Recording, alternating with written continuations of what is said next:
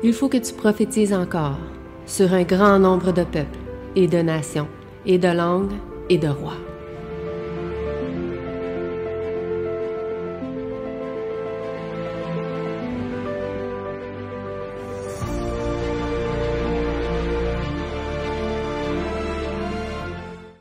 Alors, bonjour à chacun de vous. J'espère que vous allez bien en cette journée de sabbat, avec la chaleur et le soleil que nous avons aujourd'hui. Nous allons rendre gloire à Dieu pour les bienfaits qu'il a versés envers nous. Et aujourd'hui, nous allons donc réviser la leçon de cette semaine qui portait le titre « La réception de son message ». Donc, nous allons voir comment les Thessaloniciens ont reçu le message de la parole de Dieu de la part de Paul et de ses collègues de travail. Et donc, pour cela, nous allons donc réviser la leçon de cette semaine, auquel on a pu étudier 1 Thessaloniciens 2, du verset 12 à 20, je ne me trompe pas, ou 13 à 20. Je ne sais plus exactement le verset exact. Mais nous allons donc réviser cette leçon et voir qu'est-ce qu'il y en est avec notre frère Paul. Donc, pour commencer, nous allons donc bien sûr prier. Notre Père est aux cieux, j'aimerais te remercier pour l'opportunité que tu nous permets aujourd'hui d'être réunis, Seigneur, que tu puisses bénir ceux et celles qui sont avec nous ici présents, que tu puisses permettre que ton Église puisse, Seigneur, grandir, qu'il puisse y avoir de plus en plus de gens et que tu puisses nous permettre, Seigneur, de pouvoir aujourd'hui réviser cette leçon de l'école de sabbat et permettre de comprendre ce que tu veux nous révéler au travers de cette leçon. Puisses-tu nous bénir? Et c'est ma prière donc pour ces choses, au nom de ton Fils Jésus-Christ. Amen. Si c'est trop fort, on peut baisser, mais je pense que ça va être bon. C'est bon? C'est bon. OK.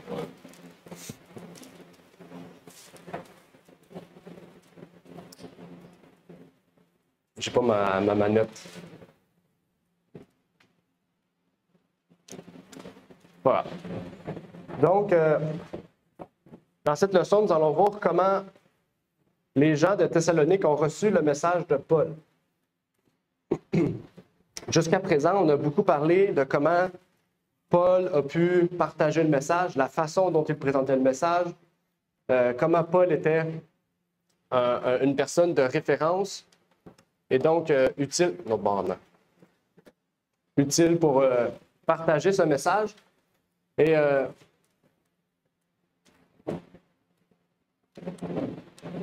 OK.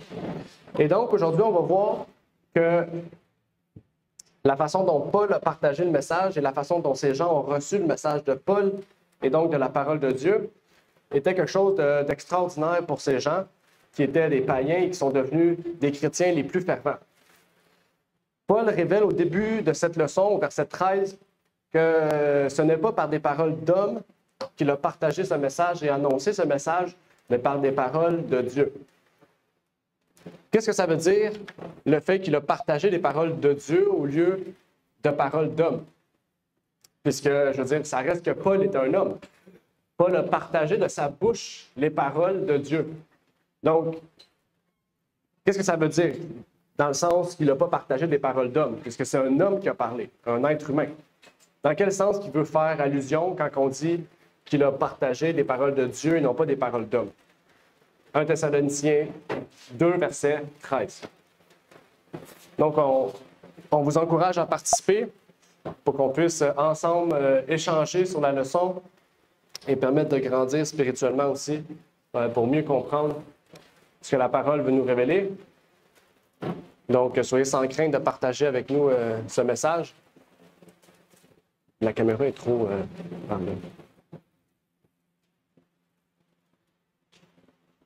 Donc, qu'est-ce que vous avez marqué dans la leçon ou qu'est-ce que vous en pensez de ce message de Paul?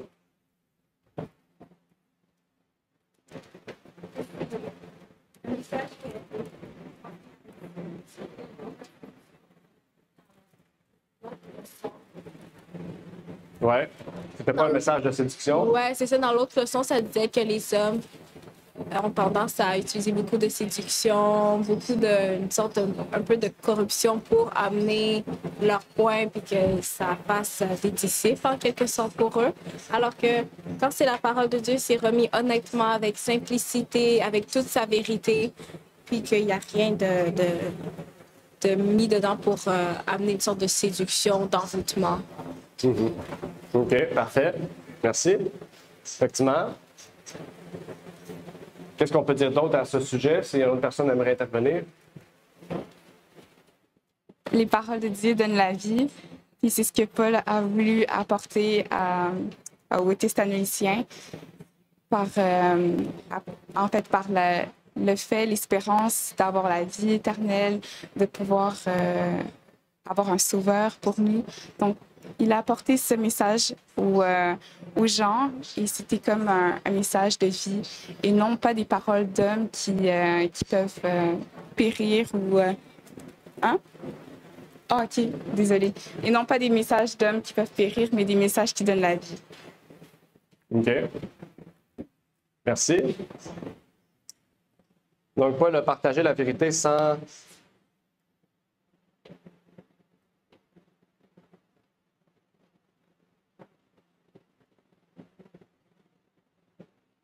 Désolé.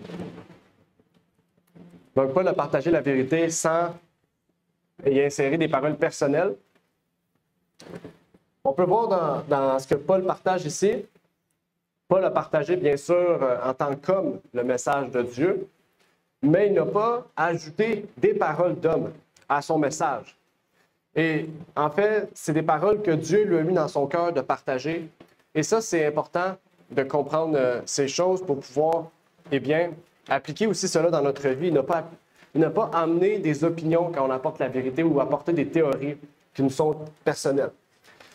On peut le lire ici dans Évangéliser, les prédicateurs ne doivent pas se faire l'écho des opinions humaines, ils ne doivent pas non plus rapporter des anecdotes, ni donner des représentations théâtrales, ni faire étalage de leur personne, mais ils doivent prêcher la parole comme s'ils étaient en la présence même de Dieu et du Seigneur Jésus-Christ, et qu'ils ne fassent preuve d'aucune légèreté dans l'exercice de leur ministère, mais qu'ils dispensent la parole de manière à produire une impression de profonde solennité sur leur auditeur.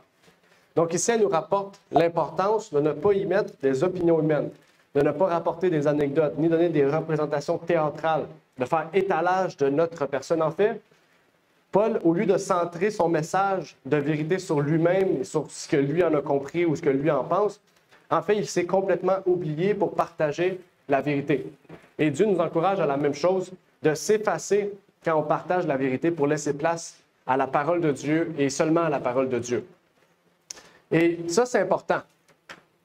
Est-ce que, en parlant de cela, est-ce qu'il y a des exemples dans la Bible qui vous font penser à ce genre de situation-là, où est-ce que des hommes ont décidé de mettre en avant des hommes plutôt que Dieu? Ou est-ce que l'homme a décidé de louer l'homme plutôt que Dieu?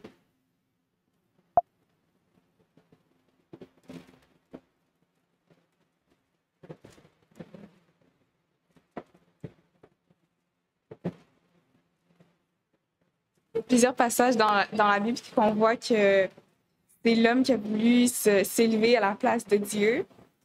Quand je pense aussi à le roi Ézéchias, que Dieu avait pu être guéri. Et au moment qu'il y avait des gens qui sont venus, au lieu de raconter vraiment les bienfaits de Dieu, il a commencé à montrer vraiment tout ce qu'il avait, ses possessions. Puis aussi, il y a plein d'autres exemples dans la Bible qu'on voit que quand c'est Dieu qui doit prendre vraiment la place, eh bien, on prend la place de Dieu et on l'écrase et on met notre moi en avant. C'est ce que je veux dire. OK. Le roi Ézéchias. Il y a aussi le roi Hérode dans le Acte 12. Ça l'avait amené à sa mort. Quand il s'est mis un petit peu plus haut, puis le peuple chantait son nom, si je me souviens bien, puis il prenait comme toute la gloire. Ben, si on lit dans Conquérant Pacifique, je pense qu'il y a des vers qui sont sortis de son corps, puis il est juste arrivé à la mort. Et aussi, je ne sais pas si ça peut compter pour un, mais la tour de Babel, où les gens se sont mis ensemble pour décider de construire la tour. OK, la roi Hérode. Il y a Stéphane qui a levé la main. Pour ceux qui sont sur Zoom, il faut lever la main parce que sinon, on ne vous voit pas. Moi, j'avais l'exemple, je ne sais pas c'est qui, là, mais je vais le dire, tu vas me corriger. Paul, il faisait un feu ou quelque chose, puis il y a un serpent, quelque chose qui l'a montré, puis tout le monde m'a dit: ah, c'est lui, il n'est pas mort. Oui. Quand Paul est atterri sur une île, il y avait des Romains, puis il s'est fait mordre par un serpent, puis le monde a décidé de dire que Paul était un dieu. Effectivement, un bon exemple. Un autre exemple aussi, peut-être vous en avez d'autres. Est-ce que vous avez d'autres exemples? On a parlé d'Hérode, on a parlé de la tour de Babel, on a parlé d'Ézéchias, on a parlé de Paul, l'expérience de Paul avec le serpent quand il n'est pas mort. Est-ce qu'il y a d'autres personnages bibliques que vous avez en mémoire? Non? Un texte important, qui est peut-être lui qui nous rapproche le plus de ce qu'on peut comprendre dans la leçon, c'est l'expérience de Paul quand ils étaient j'ai oublié le nom de la ville, mais dans ce texte, on nous dit en Actes, ils appelaient Barnabas Jupiter et Paul Mercure, parce que c'était lui qui portait la parole.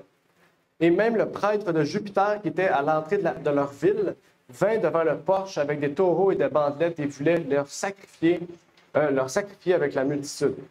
Mais les apôtres Barnabas et Paul, l'ayant appris, déchirèrent leurs vêtements et le jetèrent au milieu de la foule en s'écriant, en disant: « Ô hommes, pourquoi faites-vous cela? Nous ne sommes que des hommes, sujets aux mêmes infirmités que vous. Nous vous annonçons une bonne nouvelle pour que vous en détourniez de ces vanités et que vous vous convertissiez au Dieu vivant qui a fait le ciel, la terre, la mer et toutes les choses qui sont. » Donc ici, c'est l'exemple le plus flagrant parce que Paul ici avait partagé la bonne nouvelle à ces gens. Qu'est-ce que ces gens ont décidé de faire? Au lieu d'accepter le message, ils ont décidé de vénérer Paul et Barnabas.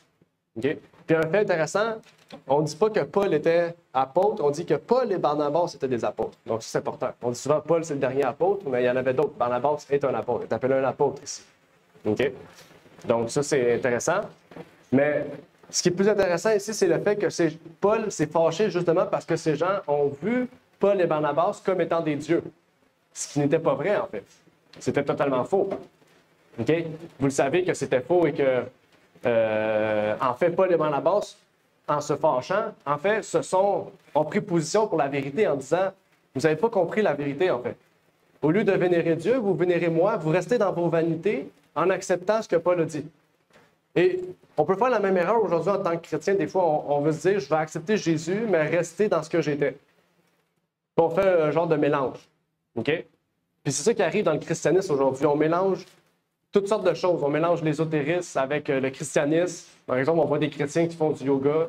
Puis du yoga, c'est occulte, du yoga. OK? Pas faire des exercices de stretching, OK? D'étirement. On parle du yoga. OK? Pour ceux qui ne savent pas, chaque position de yoga représente un dieu.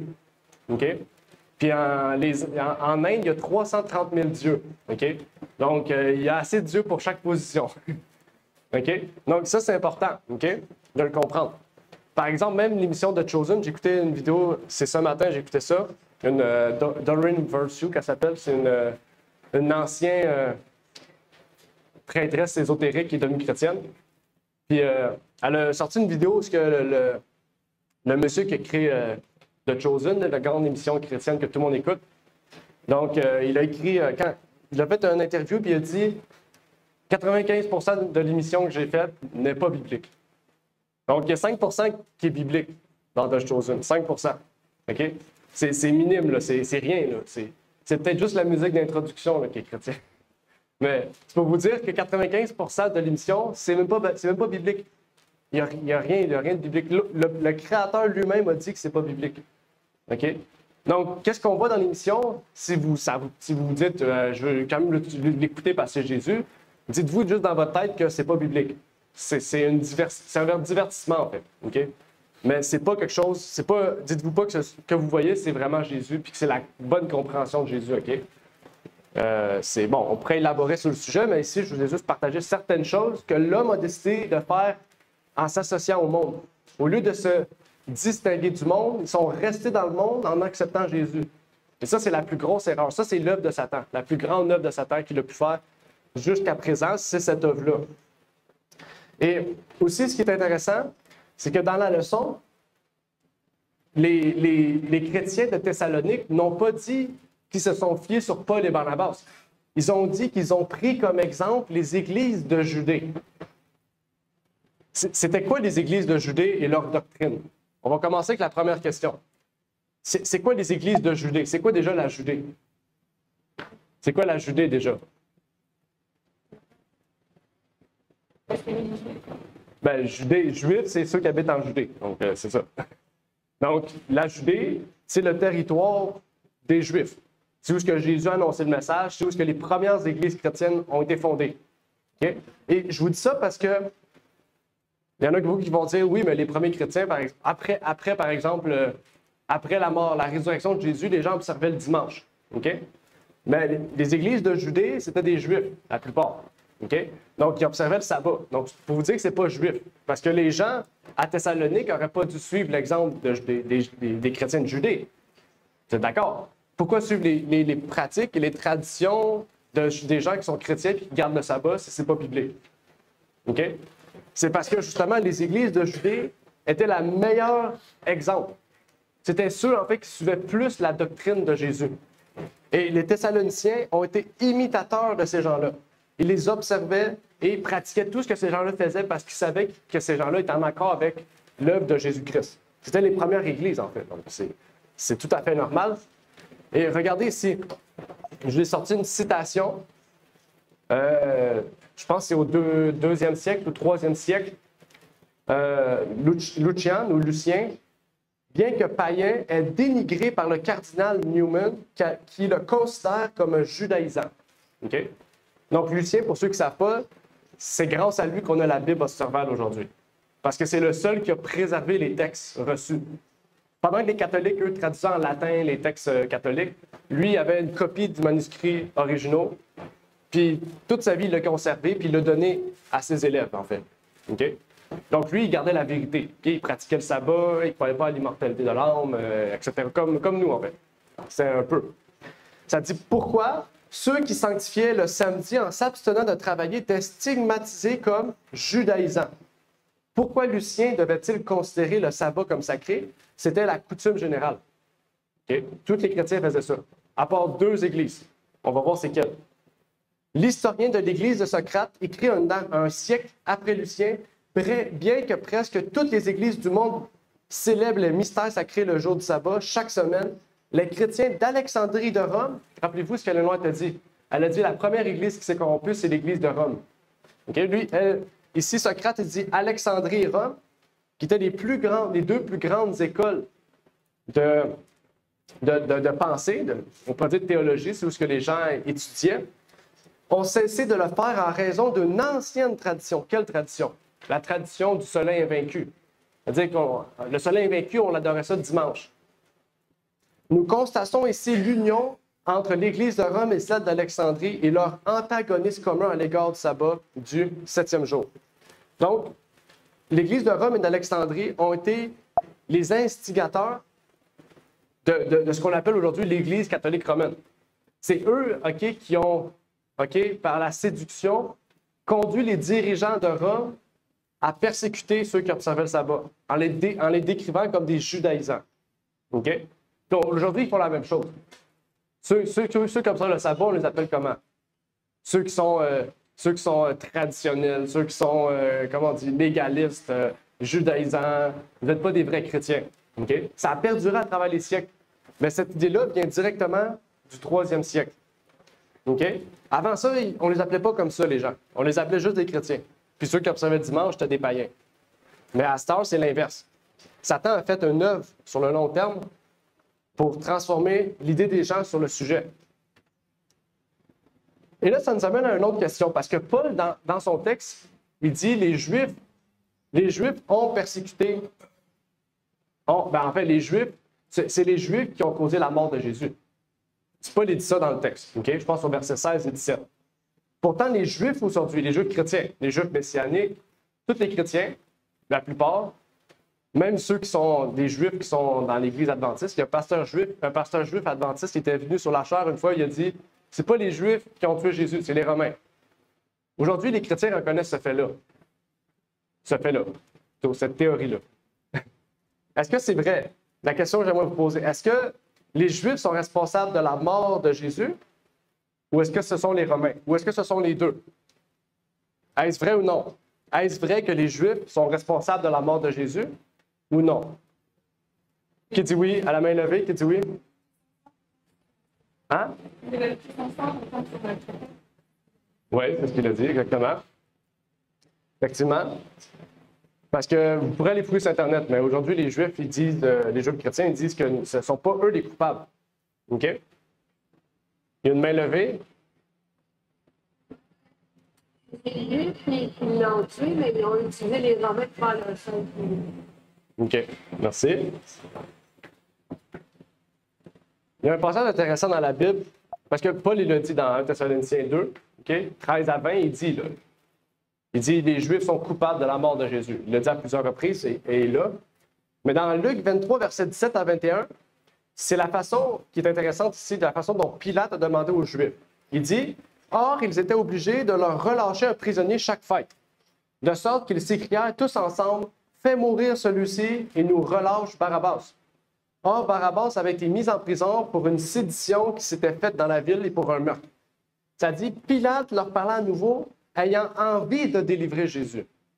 Mais il s'écria, crucifie-le, crucifie-le. Ce qui est intéressant ici, c'est que Pilate a demandé 3 fois aux Juifs, vous êtes sûr que vous voulez crucifier cet homme? Vous êtes sûr que vous voulez crucifier cet homme? Pilate, dans sa tête, il se rappelait sa femme qui lui avait dit la veille, cet homme n'a rien commis, cet homme, c'est une personne différente. Puis Pilate aussi, il disait, il n'y a rien... Pourquoi je ferais mourir quelqu'un qui n'a rien commis? Mais pour ne pas créer une autre sédition parmi les Juifs, un autre problème, parce que là, c'est sûr que Pilate ne serait plus le gouverneur, le responsable de la Judée, eh bien, il s'est soumis à la restriction des Juifs, en libérant Barabbas et en crucifiant le Christ. Donc, il se rend coupable aussi de cette action. Okay? Mais en faisant cela, les prophéties se sont accomplies où ce que son propre peuple va crucifier le Christ. Okay? Donc, il ne faut pas exclure ces gens-là. Okay? Sinon, pourquoi Jésus aurait dit le temple va être détruit? Pourquoi Jésus aurait dit vous n'êtes plus la nation de Dieu? Si Jésus a dit ces choses-là, c'est parce qu'ils ont fait quelque chose de grave. Okay? 1 Thessaloniciens 2, verset 15, Paul le dit. Mais les Juifs sont les instigateurs de ce mouvement de crucifixion et les Romains avec leur pouvoir civil. Donc, on voit encore une idée entre l'union religieuse et politique ou l'union religieuse et civile auquel ils ont pu accéder à cette crucifixion. Une autre question qu'on pourrait se poser alors, c'est est-ce qu'aujourd'hui, les Juifs demeurent le peuple élu de Dieu? Est-ce que les Juifs aujourd'hui demeurent le peuple élu de Dieu? Là, c'est une différence. Je n'ai pas dit est-ce que les Juifs ne pourront plus être sauvés. Non. Est-ce que les Juifs sont le peuple élu de Dieu? Demeurent-ils? Non? Non. Non. Non. Non. Non, OK. N'oubliez pas de lever la main parce que, comme vous savez, sur Zoom, les gens de la salle ne vous entendent pas, et moi, je ne vous entends pas.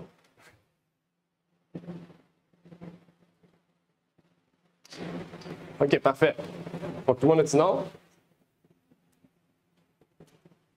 On va aller lire un passage qui dit « Les Juifs étaient le peuple élu de Dieu. » Elle dit « étaient », par lequel ils avaient l'intention de bénir toute la race. Parmi eux, Dieu avait suscité de nombreux prophètes. Ceux-ci avaient annoncé l'avènement d'un Rédempteur qui devait être rejeté et tué par ceux qui auraient dû être les premiers à le reconnaître comme le messager promis. Donc, à cause qu'ils n'ont pas reconnu Jésus comme sauveur, en fait, ils se sont exclus comme nation élue. Ça ne veut pas dire qu'ils ne peuvent plus être convertis au christianisme. Non. OK? C'est juste qu'à cause de leur père, en fait, ils ont été exclus comme nation élue de Dieu. Mais on a une œuvre à faire avant ces gens-là. OK? Comme n'importe quelle race, en fait, ou comme n'importe quelle nationalité, ou peu importe n'importe quelle religion, toute personne peut être sauvée. Mais aujourd'hui, le christianisme continue de persévérer dans cette idée que le peuple élu est encore les Juifs, et on appelle ça le sionisme, plus précisément le sionisme chrétien, qui est à la base, en fait, des Jésuites. Les Jésuites ont émis cette idée-là et a été repris par le John Darby, ceux qui connaissent la version Darby biblique, auquel ce monsieur-là, en fait, a même eu une traduction en anglais auquel la traduction, en fait, nous pousse vers cette idée-là du sionisme chrétien. J'ai oublié la version biblique en anglais, mais une version dans les années 1800 vraiment nous pousse avec des caractères, des notes bibliques qui nous poussent à centraliser notre idée sur le sionisme chrétien. Ça veut dire à mettre de côté la papauté comme la bête, à mettre de côté toutes les prophéties centrées sur cette idée-là de la papauté et nous concentrer sur les Juifs. Même que Paul va plus loin, dans 1 Thessaloniciens 2, Paul dit que les Juifs empêchaient les chrétiens de convertir les gentils. C'est quelque chose. Les Juifs eux-mêmes ne pouvaient convertir les païens à Thessalonique et on dirait qu'ils étaient jaloux, tellement jaloux qu'ils disaient on va empêcher aussi les chrétiens à convertir les païens. C'est grave, là. C'est quelque chose de très grave. Et on voit que leur condamnation devenait toujours plus grande. Et il y a un fait intéressant dans 1 Thessaloniciens 2, Paul nous parle de quelque chose d'intéressant. Il dit, la colère de Dieu va tomber sur ces gens. Il dit, chaque jour, le jugement se rapproche, on se rapproche du jugement de la nation juive. Qu'est-ce que Paul voulait dire? Qu'est-ce qu'il voulait dire que la colère de Dieu va tomber sur ces gens? Qu'est-ce qu'il voulait dire par là? Est-ce qu'il parle du jugement dernier? Est-ce qu'il parle d'une autre chose? De quoi qu'il parle Paul exactement? Vous devriez le savoir. Là. Ça, c'est quoi la colère de Dieu que Paul parle ici, qui dit que les Juifs vont... La destruction de Jérusalem. Exactement. Donc, les chrétiens reconnaissaient, les gens à l'époque, les chrétiens savaient que la destruction de Jérusalem arrivait. OK? Et ça, on devrait tous le savoir parce que dans Matthieu 24, Jésus le dit. OK? Puis ailleurs aussi, Jésus en parle aussi. OK? C'est pas quelque chose de nouveau. Et en fait, pourquoi Jésus nous parle de ça? OK? Il faut savoir que la destruction de Jérusalem, c'est quelque chose de très grave. Pour les Juifs, c'est après l'Holocauste de la Deuxième Guerre mondiale, c'est le plus gros génocide de l'histoire des Juifs. OK? Donc, c'est un événement important pour les Juifs, cette destruction-là. Mais pour les chrétiens, c'est une délivrance. Parce qu'il y a plus, les Juifs ne nous empêcheront plus, en fait, de prêcher le message. À l'époque de Paul, c'est ça qu'ils se disent. Les Juifs ne nous empêcheront plus parce que là, ils vont être tellement détestés qu'en fait, ils vont être dispersés. Ils ne pourront plus nous empêcher de prêcher le message. Et c'est pour ça qu'à partir de la destruction de Jérusalem, le christianisme s'est quadruplé très rapidement. Il s'est propagé encore plus rapidement que déjà on voyait à l'époque. Et il y a un texte que j'aimerais vous lire qui nous dit « On estime que près d'1 million de Juifs sont morts lors de la grande révolte contre Rome. Lorsque l'on évoque aujourd'hui les presque 2000 ans d'itinérance et d'exil des Juifs, on les date de l'échec de la révolte et de la destruction du temple. En effet, la grande révolte de 66 à 70, suivie quelques 60 ans plus tard par la révolte de Bar Kokhba, ont été les plus grandes calamités de l'histoire juive avant l'Holocauste. C'est-à-dire, outre la mort de plus d'1 million de Juifs, ces rébellions ratées ont entraîné la perte totale de l'autorité politique juive en Israël jusqu'en 1948. Cette perte a en soi exacerbé l'ampleur des catastrophes juives ultérieures, car elle a empêché Israël de servir de refuge aux nombreux Juifs qui fuyaient quoi? Les persécutions dans d'autres pays. Okay? Il y a eu des Juifs qui sont devenus esclaves. Okay? Flavius Joseph, c'était un esclave de Rome. Okay? Puis c'est le roi qui a dit « Écris ton histoire. Tu es esclave, écris ton histoire. Tu sais écrire, tu sais lire, tu sais tout faire. Écris ton histoire. » C'est encore plus honteux de dire à un Juif qui est esclave « Écris ton histoire, parce que bientôt, il n'y aura plus rien. » C'est terrible, là. C'est comme si je prends Jack, je dis « Jack, le Québec va disparaître dans une semaine. Écris ton histoire. » Puis c'est honteux, tu sais. C'est quelque chose de terrible. Et il y a eu des dizaines de milliers de Juifs qui ont été mis en esclavage, ont été persécutés. Okay? Je ne vous ai pas lu le texte le plus dégueulasse. Okay? C'est terrible. J'ai lu un texte qui disait, tu rentrais à Jérusalem, il y avait les femmes, les enfants, les hommes qui étaient morts dans la ville. Le sang était partout dans la ville. C'est un carnage, là. C'était terrible. Là. Tu rentrais, tu voyais juste rouge. OK? Tellement c'était terrible. OK? C'est pas juste une petite affaire, c'était terrible ce qui s'est passé.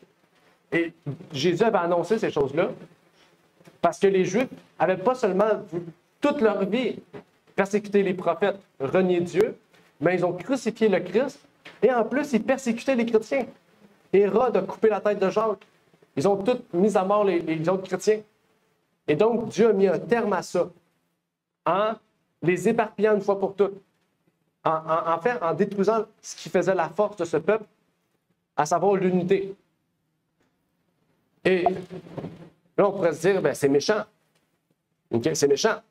Mais ces gens-là, qu'est-ce qu'ils ont fait? C'était terrible aussi, avec tous les prophètes de Dieu. Oui, Claude.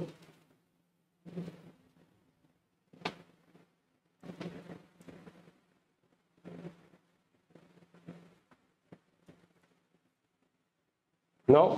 OK. Bon, on continue. Oui, Renan.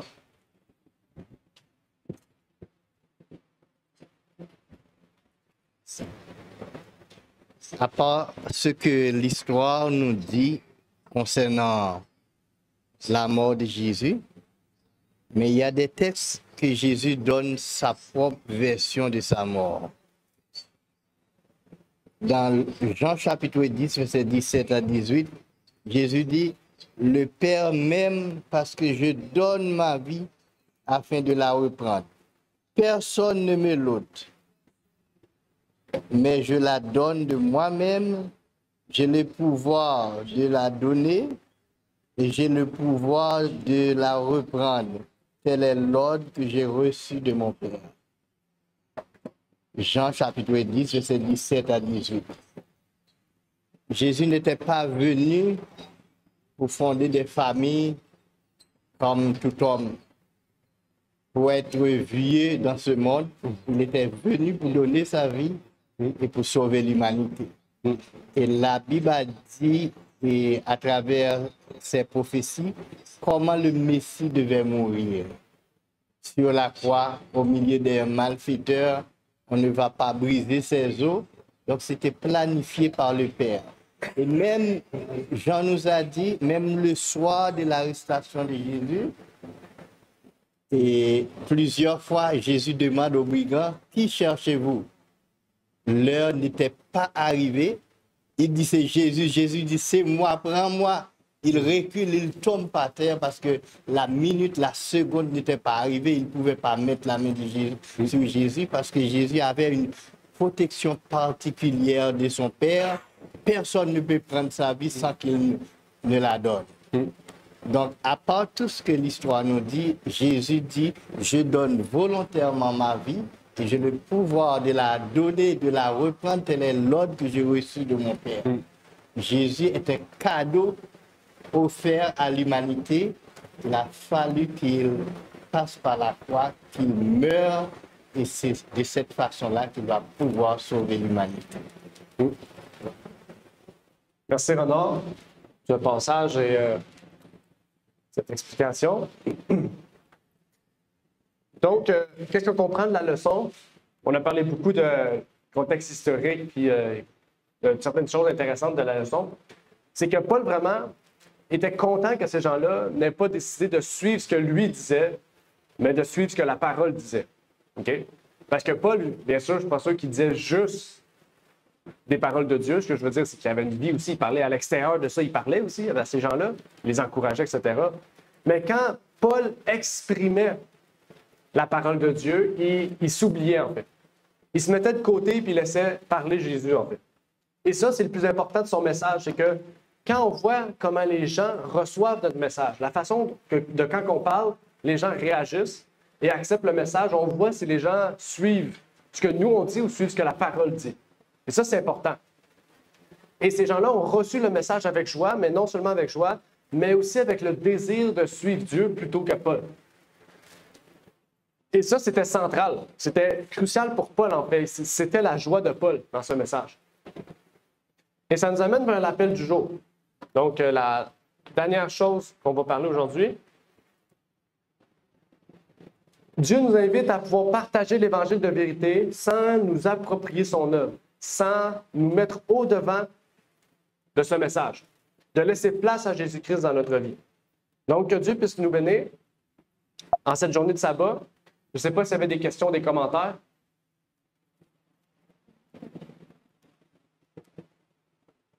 Questions, commentaires?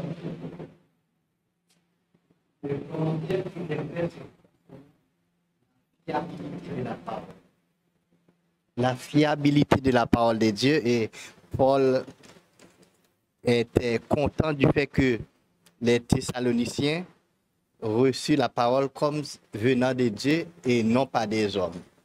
C'est Pierre qui fait un discours avant sa mort. Jésus dit à Pierre, tu étais proche de mourir. Pierre dit, je vais écrire mon histoire concernant la parole pour faire comprendre que ce n'est pas des fables. Pierre dit, le Seigneur Jésus m'avait dit que je vais mourir. Avant que je parte, je quitte ce corps, je vais vous dire que nous sommes des témoins vraiment oculaires. Nous avons vu la transfiguration. Ce n'est pas des fables que nous racontons. Mais après tout ça, Paul dit, après tout ce que j'ai vu, mais je prends pour certain la parole prophétique, il dit que ce n'est pas par une volonté d'homme, aucune parole prophétique a été apportée. Quand Paul parle de la parole prophétique, c'est toute la Bible. Ce n'est pas juste une prophétie, une prophète a parlé. Tous les hommes qui parlaient étaient en quelque sorte des prophètes. C'est des gens qui étaient inspirés de Dieu. Ce n'est pas seulement les prophètes qui prophétisent. Il y a des gens qui prophétisent. Ils ne sont pas des prophètes, mais de temps en temps, Dieu leur donne une parole prophétique. On dit que les filles de Philippe, plusieurs filles de Philippe ils prophétisaient, mais on ne dit pas qu'ils étaient des prophètes, mais ils reçoivent des paroles prophétiques de la part de Dieu. Donc, c'est toute la parole que Pierre dit est inspirée par, c'est pas une partie. Toute la Bible, ce sont des paroles prophétiques inspirées de Dieu. Paul dit, nous tenons pour certaines toute la parole prophétique. Dans Psaume, je crois, 110, non pas Psaume, c'est plutôt Jérémie, l'Éternel dit, je veille sur ma parole afin de l'accomplir. Dieu, même si le monde, le ciel et la terre passent, mais la parole de Dieu, ce que Dieu a dit, Dieu est comme si Dieu se met debout derrière sa parole. Il ne peut pas abandonner ce qu'il a dit. Il veille afin que sa parole s'accomplisse.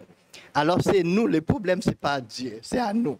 Parfois, nous prions, nous citons la parole et la parole n'est pas accomplie, n'est pas réalisée, c'est parce que nous n'avons pas foi.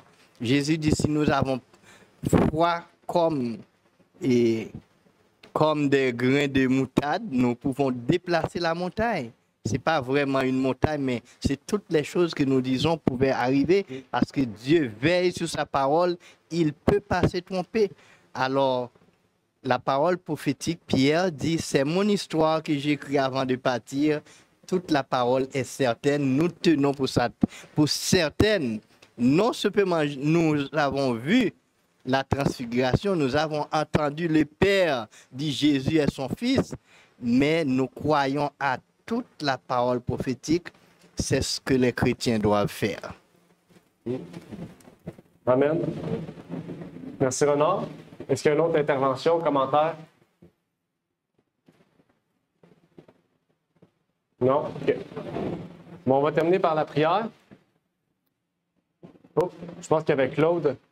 Oui, Claude? Oui, vas-y. OK. Ah, c'est ça, dans la Torah, parmi les malédictions, il y avait que si le peuple n'obéissait pas à Dieu, il serait dispersé parmi les nations. Donc, encore là, ça s'est accompli. Une autre question, étant donné que le temple fut détruit en l'an 70. Est-ce qu'on peut comparer ça avec Babylone? Babylone, on sait que ça ne sera jamais reconstruit, même si le terrain c'est désert et qu'il n'y aura jamais rien de reconstruit là.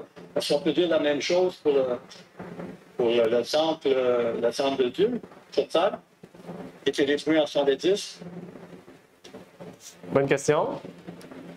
C'est une question qu'on pourrait poser à la salle aussi. Est-ce que vous pensez qu'il y aura un troisième temple un jour?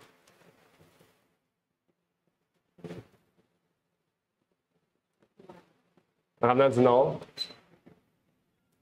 Je sais que la messagère du Seigneur avait parlé de ça, qu'il n'y aurait pas de troisième temple. Comment ils vont réussir à le construire, mais ça ne sera pas... C'est caduque, ces choses-là. C'est vraiment caduque. Ouais. Ben, c'est ça, je sais pas. Ça fait combien? Ça fait presque 100 ans? Non.